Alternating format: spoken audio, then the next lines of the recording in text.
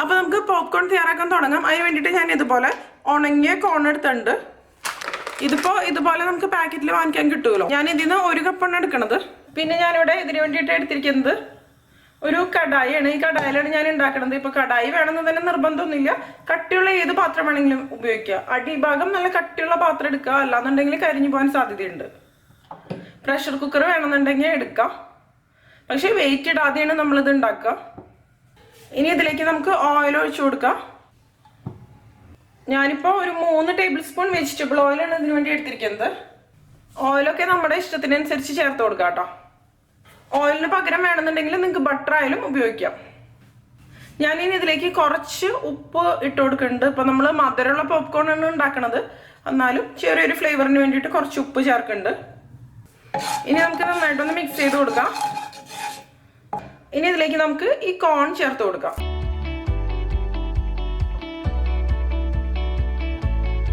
ഉണങ്ങിയ കോൺ തന്നെ ഉപയോഗിക്കാം. പച്ച കോണൊന്നും ഉപയോഗിച്ച് കഴിഞ്ഞാൽ നമുക്കിത് പോപ്കോൺ ആക്കാൻ പറ്റില്ല. ഇനി നന്നായിട്ടൊന്ന് മിക്സ് ചെയ്ത് കൊടുക്കാം. ഈ ഓയിൽ ഈ കോണിൻ്റെ എല്ലാ ഭാഗത്തോട്ടും ആവണം, ആ ഒരു രീതിയിൽ. ഇപ്പം ഇതൊക്കെ ഞാൻ ചെയ്യണത് ലോ ഫ്ലെയിമിൽ വെച്ചിട്ടാണ്. ഇനി നമുക്ക് അടച്ചു വെക്കാം. അതിനുശേഷം ഞാനിത് ഹൈ ഫ്ലെയിമിലേക്ക് വെച്ച് കൊടുക്കുകയാണ്. കുറച്ച് സമയം എന്താ പറയുക, ഇതൊന്ന് ചൂടായിട്ട് നന്നായിട്ട് ചൂടായിട്ട് വരാൻ കുറച്ച് സമയം എടുക്കുമല്ലോ. അടച്ചു വെക്കണം കേട്ടോ. അടച്ചു വെച്ചില്ല എന്നുണ്ടെങ്കിൽ നമ്മുടെ കിച്ചൺ മുഴുവൻ പോപ്കോൺ ആയിരിക്കും. ഇതിപ്പോൾ ഗ്ലാസിൻ്റെ ലിഡായ കാരണം നമുക്ക് കാണാൻ പറ്റും ഇപ്പോൾ പൊട്ടി പൊട്ടി വരണത്. ഇപ്പം കാണില്ലേ, ഇത് പൊട്ടി തുടങ്ങിയിട്ടുണ്ട്.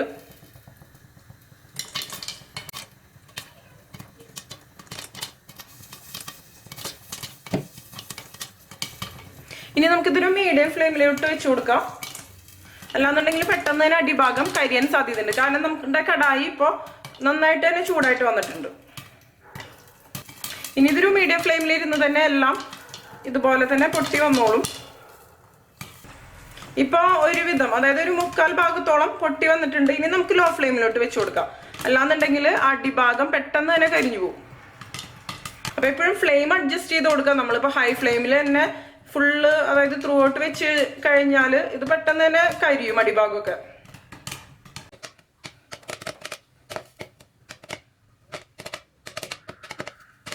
ഇപ്പൊ ഞാൻ ലിഡ് പതുക്കെ ഒന്ന് തുറന്നിട്ടുണ്ട്. ഇത് നമ്മളിപ്പോ കൂടുതൽ ക്വാണ്ടിറ്റി ചെയ്ത കാരണേ, അല്ലാന്നുണ്ടെങ്കിൽ വലിയ പാത്രം ഉപയോഗിച്ചാലും മതി കേട്ടോ. ഇപ്പൊ ഒരുവിധമൊക്കെ പൊട്ടി കഴിഞ്ഞിട്ടുണ്ട്.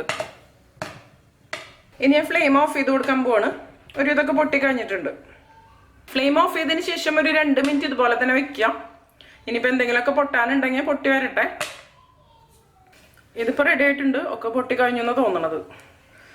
ഇനി ഞാനിത് വേറൊരു പാത്രത്തിലോട്ട് മാറ്റാണ്. ഇപ്പം ഈ പാത്രം ഫുള്ളായി. ഞാനിനി വേറൊരു പാത്രത്തിലേക്ക് ബാക്കി ഇട്ട് കൊടുക്കുകയാണ്.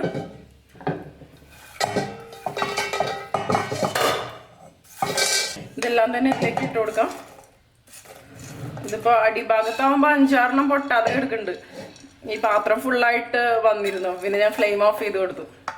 ഈ പൊട്ടാത്തത് നിങ്ങൾക്ക് വേണമെന്നുണ്ടെങ്കിൽ വീണ്ടും വെച്ച് പൊട്ടിച്ചെടുക്കാൻ പറ്റും. ശരിക്കും എല്ലാം പൊട്ടിന് വരും. ഈ പൊട്ടാത്തത് മാറ്റാട്ടോ നമുക്ക്, അത് വേണ്ട.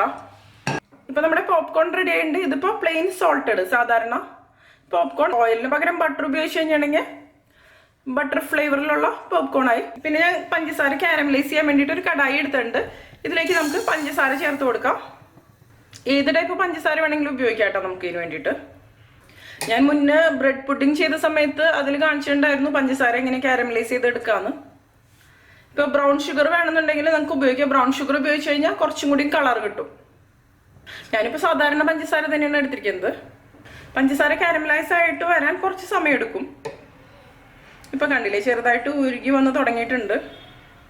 പഞ്ചസാര കാരമലൈസ് ചെയ്യുമ്പോൾ ശ്രദ്ധിക്കേണ്ട കാര്യം എന്താണെന്ന് വെച്ചാൽ ഒരുപാട് അങ്ങോട്ട് ബ്രൗൺ ഷെയ്ഡാക്കി എടുക്കരുത്. ബ്രൗൺ ഷെയ്ഡ് കൂടുതലാക്കി കഴിഞ്ഞ് കഴിഞ്ഞിട്ടുണ്ടെങ്കിൽ ഇത് ഭയങ്കര കയ്പ്പായിരിക്കും. നമുക്കത് കഴിക്കാനേ പറ്റില്ല. അത്ര എന്താ പറയുക, അത്ര കയ്പ്പ് ടേസ്റ്റ് ആയിരിക്കും.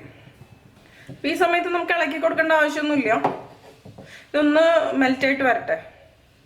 ഇപ്പം ചെറുതായിട്ടൊന്ന് ഉരുകി വന്നിട്ടുണ്ട്. ഇനി നമുക്ക് ഇളക്കി കൊടുക്കാം.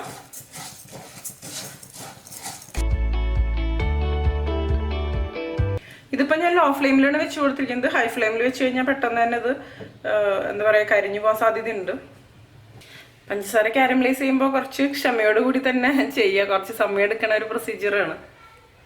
ഇതിപ്പോൾ പഞ്ചസാര പൊടിച്ചതാണെന്നുണ്ടെങ്കിൽ നമുക്ക് കാരമലൈസ് ചെയ്തെടുക്കാം. അതുപോലെ ചെറിയ തരികളുള്ള പഞ്ചസാര ആണെങ്കിലും ബ്രൗൺ ഷുഗർ ആണെങ്കിലും ഏതാണെങ്കിലും ഇതുപോലെ തന്നെ നമുക്ക് ചെയ്യാൻ പറ്റും. ഇതിപ്പോൾ കുറച്ച് വലിയ തരികളോട് കൂടിയ പഞ്ചസാരയാണ്. ഇനി ഒന്ന് ഇളക്കി കൊടുക്കാം കേട്ടോ. എല്ലാ ഭാഗവും ഒരുപോലെ ആവാൻ വേണ്ടിയിട്ടാണ്. എല്ലാ പഞ്ചസാരയും നന്നായിട്ട് തന്നെ ഉരുകി വരണം. ചെറിയ കട്ടകളോടോ തരികളോടോ കൂടി ഒന്നും കിടക്കരുത് കേട്ടോ. ഒരു പകുതിയോളം ഉരുകി വന്നിട്ടുണ്ട്. ഇനി കുറച്ചും കൂടി ഉണ്ട്.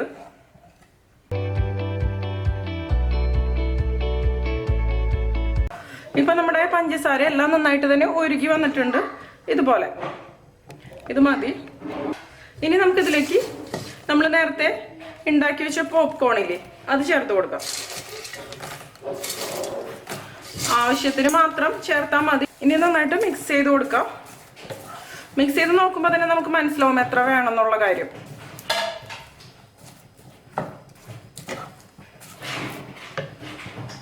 ഞാൻ ഫ്ലെയിം ഓഫ് ചെയ്യണം. കുറച്ചും കൂടി ചേർത്ത് കൊടുക്കാം. നന്നായിട്ടൊരു മിക്സ് ചെയ്ത് കൊടുക്കാം. എല്ലാത്തിലും നന്നായിട്ട് തന്നെ കോട്ടാവണം ആ ഒരു രീതിയിൽ.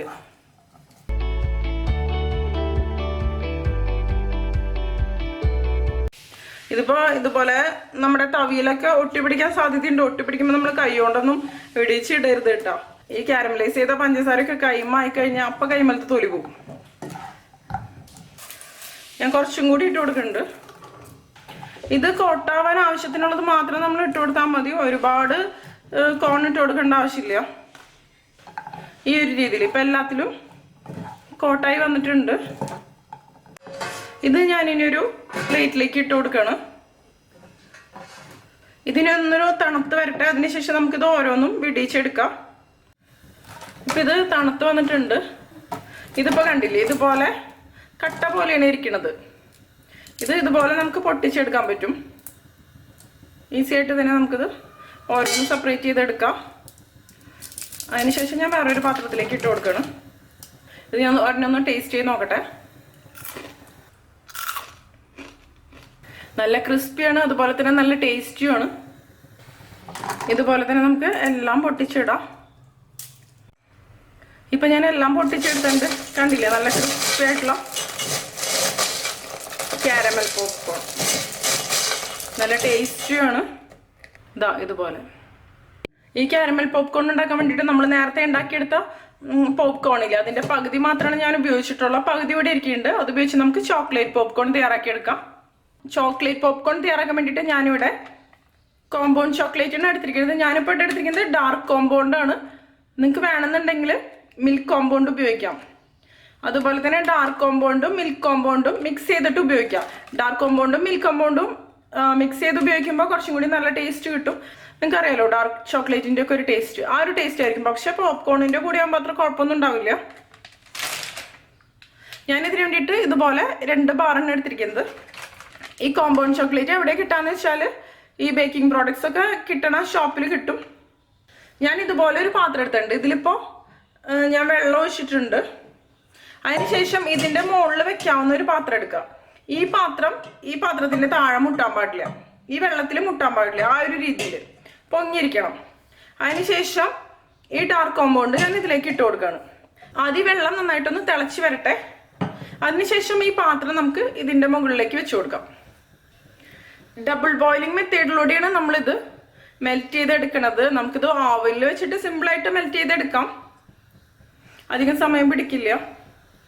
ഇത് കുറച്ചൊരു സമയം പിടിക്കുന്ന പ്രൊസീജിയറാണ്, ഒരുപാട് സമയമല്ല കേട്ടോ. ഇപ്പോൾ വെള്ളം തിളച്ച് വന്ന് തുടങ്ങിയിട്ടുണ്ട്. ഇനി നമുക്കിതിൻ്റെ മുകളിലേക്ക് ഈ പാത്രം വെച്ച് കൊടുക്കാം. പാത്രം വെച്ച് കൊടുക്കുമ്പോൾ ഇതിൻ്റെ ആവി അടിച്ചിട്ട് ഈ ചോക്ലേറ്റ് മെൽറ്റായിട്ട് വരും. കുക്കിംഗ് ചോക്ലേറ്റാണ് ഞാൻ എടുത്തിരിക്കുന്നത്. സാധാരണ ചോക്ലേറ്റ് ഉപയോഗിച്ചിട്ട് ഇത് ചെയ്യാൻ പറ്റില്ല കേട്ടോ. ഈ സമയത്ത് നമ്മളിത് ഇളക്കി കൊടുക്കേണ്ട ആവശ്യമൊന്നുമില്ല. ഇത് ഈ ചോക്ലേറ്റ് മെൽറ്റായി വരും. ഒരുവിധം മെൽറ്റായി കഴിയുമ്പോൾ നമ്മൾ ഇളക്കി കൊടുത്താൽ മതി. ഞാനിത് ഹൈ ഫ്ലെയിമിൽ തന്നെയാണ് വെച്ച് കൊടുത്തിരിക്കുന്നത്.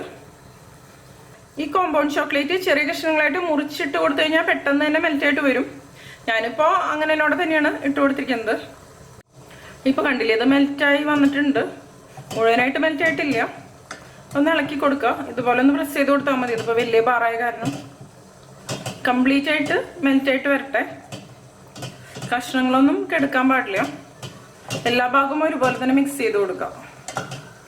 ഇതിപ്പോൾ നന്നായിട്ട് തന്നെ മിക്സ് ആയിട്ട് വന്നിട്ടുണ്ട്, കണ്ടില്ലേ? ഇനി ഞാൻ ഫ്ലെയിം ഓഫ് ചെയ്ത് കൊടുക്കണം. ഇത് മതി. ഞാൻ ഈ പാത്രത്തിന്റെ താഴെ ഉണ്ടായിരുന്ന പാത്രമില്ലേ, അത് മാറ്റിയിട്ടുണ്ട് കേട്ടോ. ഓക്കെ, ഇതുപോലെ ഒരു കൺസിസ്റ്റൻസിയിൽ വന്നിട്ടുണ്ട്. ഇത് മതി. ഇനി നമുക്ക് ഈ പോപ്കോണില്ലേ അത് ഇതിലേക്ക് ഇട്ട് കൊടുക്കാം. ആവശ്യത്തിനനുസരിച്ച് മാത്രം ഇട്ടാൽ മതി, ഒരുപാട് ഇട്ട് കൊടുക്കണ്ട. കുറേശ്ശെ ഇതിലേക്ക് ഇട്ട് കൊടുക്കുക, അതിനുശേഷം മിക്സ് ചെയ്യാം. ആ ഒരു രീതിയിൽ കുറച്ചും കൂടി ഇടാം.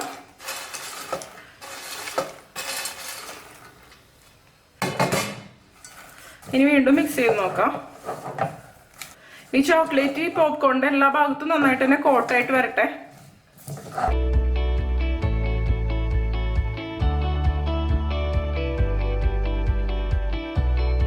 നന്നായിട്ട് തന്നെ മിക്സ് ചെയ്ത് കൊടുക്കുക. ഈ ചോക്ലേറ്റിന്റെ ചൂടാറിക്കഴിഞ്ഞിട്ടുണ്ടെങ്കിൽ പിന്നെ നമുക്ക് ഇതുപോലെ ആക്കിയെടുക്കാൻ പറ്റില്ല.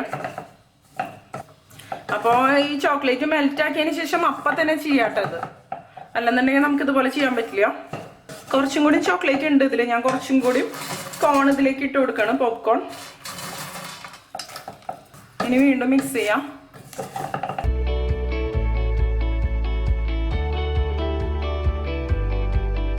ഇപ്പൊ നമ്മുടെ ചോക്ലേറ്റ് പോപ്കോണും റെഡി ആയിട്ടുണ്ട്. ഇതും ഞാനൊരു വൈഡ് ആയിട്ടുള്ള പാത്രത്തിലേക്ക് ഇട്ട് കൊടുക്കണം. ഇതിന് നന്നായിട്ടൊന്ന് തണുത്ത് വരട്ടെ. ഞാനിതിപ്പോ 2 പാത്രത്തിലായിട്ടാണ് ഇട്ട് കൊടുക്കണത്. ഒരുപാട് ക്രൗഡഡ് ആയിട്ട് ഇടണ്ടെന്ന് വെച്ചിട്ടാണ്. ഇതുപോലെ പരത്തി ഇട്ട് കൊടുക്കാം. ഈ ചോക്ലേറ്റ് പോപ്കോൺ ഇപ്പൊ നന്നായിട്ട് തണുത്ത് വന്നിട്ടുണ്ട്. നമുക്കിനി ഇത് കുറച്ച് സമയം ഫ്രിഡ്ജിൽ വെച്ചൊന്ന് സെറ്റ് ചെയ്തെടുക്കാം.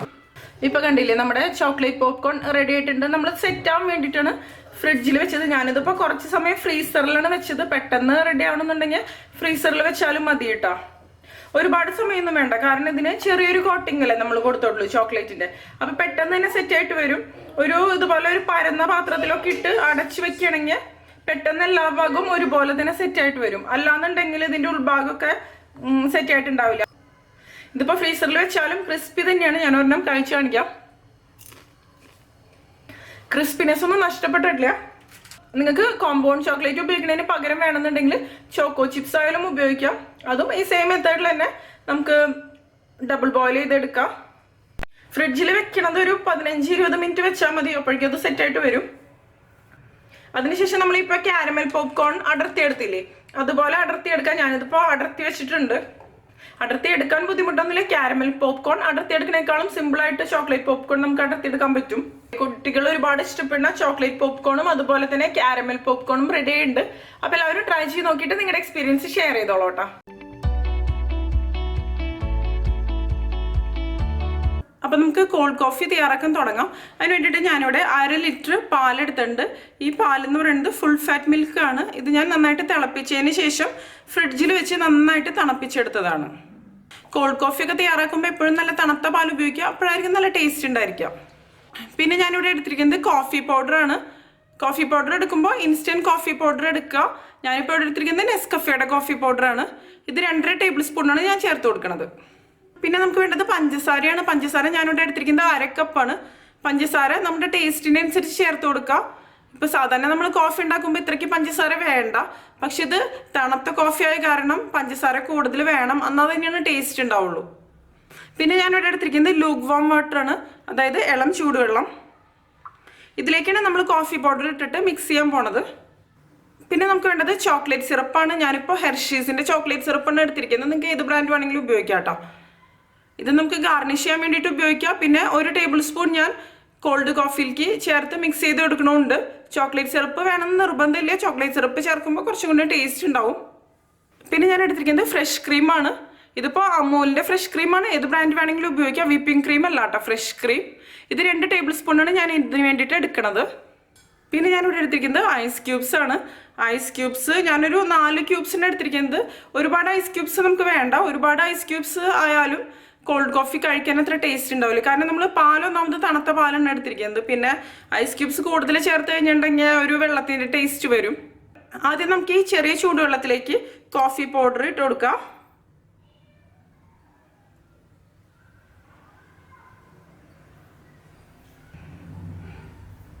ഇനി നന്നായിട്ടൊന്ന് മിക്സ് ചെയ്തെടുക്കാം.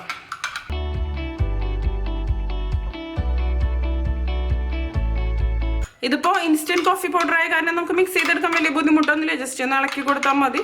ഇതിപ്പോൾ നന്നായിട്ട് തന്നെ മിക്സ് ആയിട്ട് വന്നിട്ടുണ്ട്. ഇത് മതി. ഇതിന് മാറ്റി വയ്ക്കാം. ഇനി ഒരു മിക്സിയുടെ ജാർ എടുക്കുക. ഏത് ടൈപ്പ് ജാർ വേണമെങ്കിലും എടുക്കാം നമുക്ക്. ഇതിലേക്ക് നമുക്ക് പഞ്ചസാര ചേർത്ത് കൊടുക്കാം. ഇനി ഇതിലേക്ക് നമുക്ക് 2 ടേബിൾ സ്പൂൺ ഫ്രഷ് ക്രീം ചേർത്ത് കൊടുക്കാം.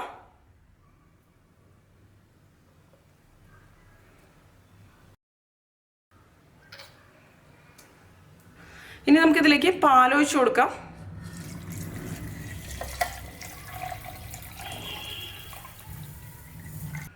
ഈ കോഫി പൗഡറിൻ്റെ മിക്സിയിൽ അത് ചേർത്ത് കൊടുക്കുക. ഇതിപ്പോൾ തണുത്ത് വന്നിട്ടുണ്ട്.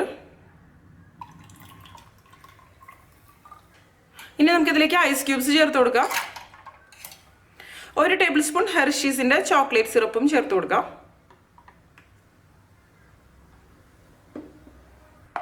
ഇനി ഇതെല്ലാം കൂടി നന്നായിട്ടൊന്ന് ബ്ലെൻഡ് ചെയ്തെടുക്കാം. ഇത് ബ്ലെൻഡ് ചെയ്തെടുക്കുന്നതിന് മുമ്പ് നമുക്ക് ഈ ഗ്ലാസ് ഒന്ന് ഗാർണിഷ് ചെയ്തെടുക്കാം. ഒരു ഭംഗിക്ക് വേണ്ടിയിട്ടാണ്. ഇതിപ്പോൾ ചെയ്യണമെന്ന് നിർബന്ധമൊന്നുമില്ല. പക്ഷെ ചെയ്ത് കഴിഞ്ഞാൽ കുറച്ചും കൂടി നല്ലതായിരിക്കും.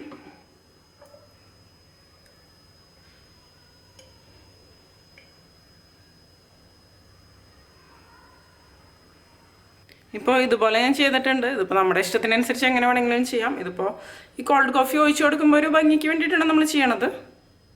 ഇതിപ്പോൾ ഞാൻ നന്നായിട്ട് തന്നെ അടിച്ചെടുത്ത് കൊണ്ടുവന്നിട്ടുണ്ട്. കണ്ടില്ലേ, ഈ ഒരു രീതിയിൽ. ഇനി നമുക്കിത് ഈ ഗ്ലാസ്സിലേക്ക് ഒഴിച്ചു കൊടുക്കാം.